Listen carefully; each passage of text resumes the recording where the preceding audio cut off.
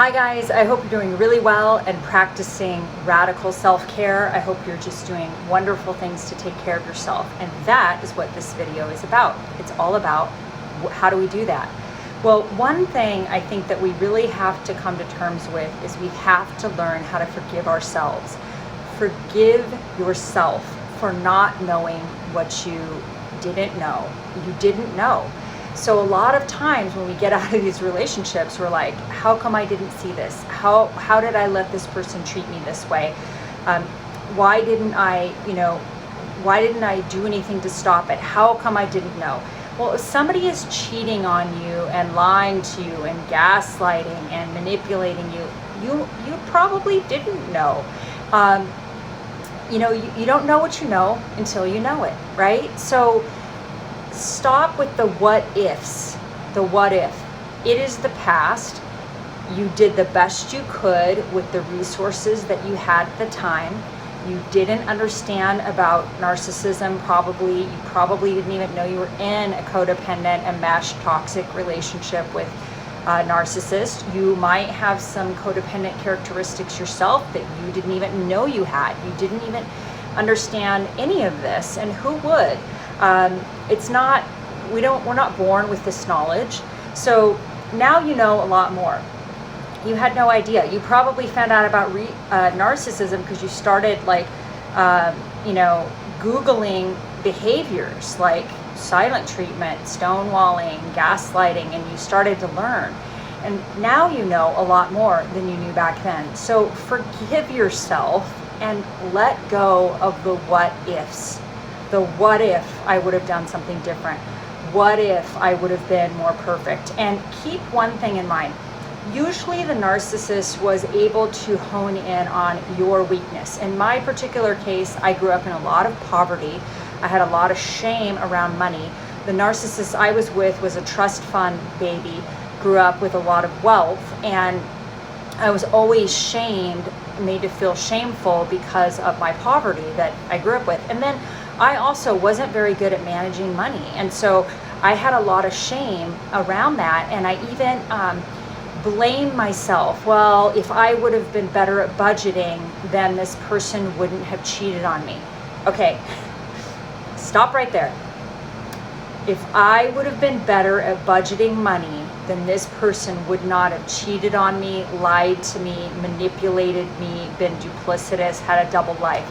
Do you see how crazy that is? That idea that somehow my poor budgeting was related to this person being manipulative, liar, gaslighter, cheater. That is just absurd if you hear it out loud, right? But a lot of times we're like, well, if only I would have done something different. And I had a wonderful therapist who said to me, honey, what made you think that you had to be perfect in order to be loved, right? And I know that's the message that you get in these relationships, that there's this bar and you have to reach it, and it's this perfectionism, because a lot of narcissists have this crazy perfectionism. So you feel like you have to earn love, and like you have to reach, like you have to be perfect in order to be loved. And you might have had that messaging as a child somehow, either a narcissistic parent or an addicted parent or whatever. You felt like you were not good enough just as you were, that you needed to earn love, or you needed to be better or more perfect.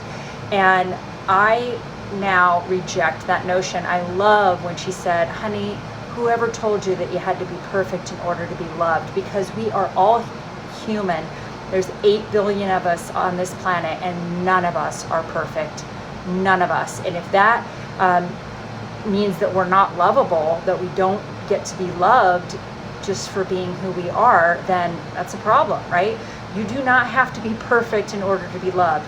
You might have reacted poorly to the abuse. You might have had reactive abuse. That's a thing. You might have done all sorts of things that were imperfect. But just because you aren't perfect doesn't mean that you deserve to have somebody cheat on you, lie to you, gaslight you, manipulate you, and use you like a washing machine, like an object. No, it doesn't. Those two things don't equate. So forgive yourself for being less than perfect, and for welcome to the human family. Forgive yourself for being imperfect. Forgive yourself for mistakes that you may have made. Own them. Own your mistakes. Acknowledge them. Work on them. But forgive yourself for being less than perfect, and forgive yourself for not knowing what you didn't know until you knew it, okay? The what ifs, you gotta let go of the what ifs. Just let it go. And, in terms of other ways of practicing self-care, one of my past coaching clients, who's just an awesome athlete, always reminds me, it's so important that you exercise to somatically heal from this trauma and this abuse that's stored in your body. And whether that means, biking, running, climbing, swimming, walking, hiking, whatever it is that makes you feel good in your body, it's so important that you exercise. I think it's been key for recovery, for me anyway. I highly recommend getting a trauma therapist and doing EMDR. I think it's really helpful. Also, maybe TMS helps a lot, transcranial magnetic stimulation. It's a little bit like, well, it's not exactly, but it's kind of like electric shock therapy, except for they use magnets instead, so it doesn't cause like the memory loss and the slight brain damage that electric shock therapy can cause. It was very helpful for me. TMS. There's neuro-linguistic programming. There's a lot of different treatment modalities that you can help to heal your mind, heal your brain, heal your body. I definitely think, getting some trauma therapy is very important, because typically the people that end up in these relationships, it's because they had some sort of childhood trauma, and they had a parent or a primary caregiver that was either narcissistic or addicted, or had some of those patterns or some of those traits. And so when they meet the narcissist as an adult, it feels familiar. It feels like home, like coming home, right? And people that are primed for abuse as children don't always recognize it when they're adults, because our bar is so, it's not set correctly. So, I always associated with abuse with physical abuse, verbal abuse, sexual abuse, like it was overt abuse. So when I met somebody who was a psychological and emotional abuser, I didn't know it was abuse, because I didn't even know I was being psychologically abused. I did not know that stonewalling and silent treatment and passive aggressive punishments and saying yes and then not doing what you say you're going to do, which is actions not matching words. Like, I didn't know that those were forms of abuse, because I always associate abuse with much more overt styles. I didn't realize that somebody needing to be the superior, I was the inferior, they were better, I was less than, I was shamed and belittled and demeaned and diminished. I didn't know that was, I just honestly didn't. It took me getting out of the relationship to look back and be like, oh my gosh. I was in shock. I did not know, did not understand. But now I know, right? So a lot of times we had that kind of something in our childhood that primed us to ignore red flags, to ignore abusive behaviors, to make excuses for people's poor behaviors, and to ignore red flags. So in terms of radical self-care, I really highly recommend, one thing is you just forgive yourself. You let go of the past and you recognize that you did the best you could with the tools that you had in your toolbox. Now you have a lot more tools in your toolbox. But back then, when you were in the relationship, this was probably normal for you. Somehow, in your childhood, you were primed for this, right? So you didn't know. So forgive yourself, let go of the past, accept what happened, and try your best to move on. And I don't think this is an easy thing at all. I think it's a long road to recovery when you're trying to get out of one of these toxic relationships, when you realize that you were in this enmeshed, codependent narcissistic dynamic. It can take a long time to heal. And I don't think it necessarily happens just organically. I think you really do need to do some work to heal and start forgiving yourself, let go of the what ifs, accept that you do not have to be perfect in order to be loved, and really start to, exercise, get some trauma therapy, do some work around if you have codependence, or if you have some of those characteristics or love addiction characteristics, get some healing. There's some really good 12-step groups. I really recommend that you go to at least 6 meetings before you decide whether it's right for you or not. If you have a comorbid issue with alcohol or drugs or gambling or porn or sex or any addiction that you might have, treat that addiction. I'm a big fan, of course, of the 12-step model, but there's other ways to treat it. Get the help you need, and start little by little to heal and to forgive yourself, and to really start to learn how to love yourself. And part of loving ourselves, especially if we're codependent, is start setting healthy boundaries. Figure out what your boundaries are. I have a course on my website that can help you to learn how to set healthy boundaries, to identify what are external boundaries, what are internal boundaries, emotional, psychological, financial boundaries. Like, these are all boundaries that we need to, or that's helpful for us to learn about and to learn how to set.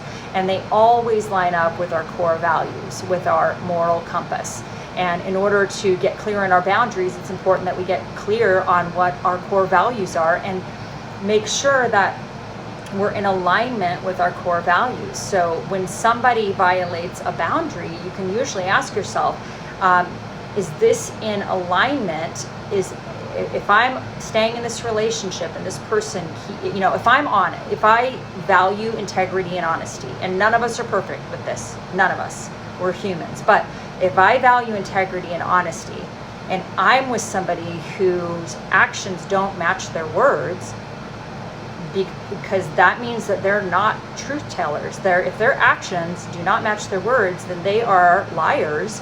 Then I'm allowing somebody to stay in my inner circle who is not in alignment with my core values.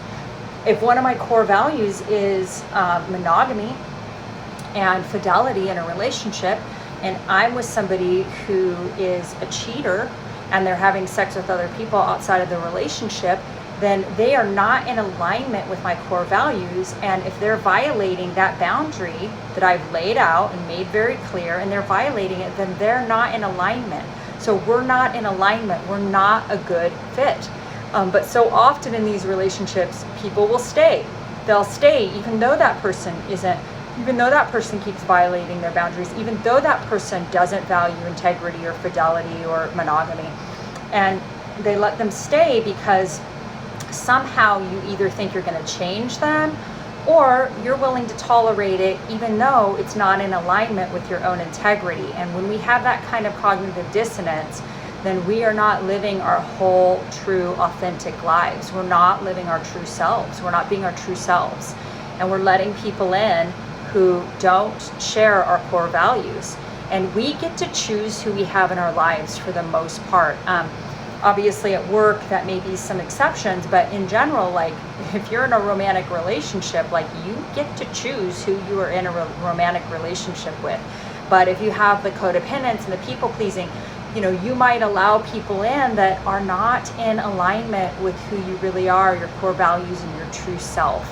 So in terms of radical self-care, get the focus back on you, get it off of them, and start healing. Start your healing journey. Read the books, watch the videos. And obviously, I think people can get addicted to watching these narcissistic videos. So I don't really recommend. I think they have their place, and I think it's important to understand narcissism, understand the toxicity. But I don't think it's great if you're like spending 5-6 years going down this rabbit hole addicted to these videos. Like, I think it's important that you start healing what you can, which is you. At some point, you've been able to identify, I was with somebody that had highly narcissistic traits. Okay, cool. Now you know. You can identify it. You get it. Now, focus on, how did I get here? And if you got here because you had childhood trauma, or if you got here because you had some codependent traits, then start working on your codependence. There's CODA, which is a 12-step recovery program for codependence. There's a lot of great books out there. Codependent No More. There's just a ton of good books that you can read, and there's a lot of courses you could take. So there's a lot of healing, and I think it's it's mind, body, spirit. I think you need to exercise for your body. Some trauma coaching and trauma therapy for your mind and for your emotions. And then there's a lot of great books you can read, and there's a lot of work you can do to keep the focus back on you. Get it off of them. Like, focus on you. Focus on healing you. Focus on learning how to set healthy boundaries. Focus on self-care so that you can properly heal and walk out of this and onward with dignity and grace. So I hope you're doing really well, and I'll talk to you soon. Bye.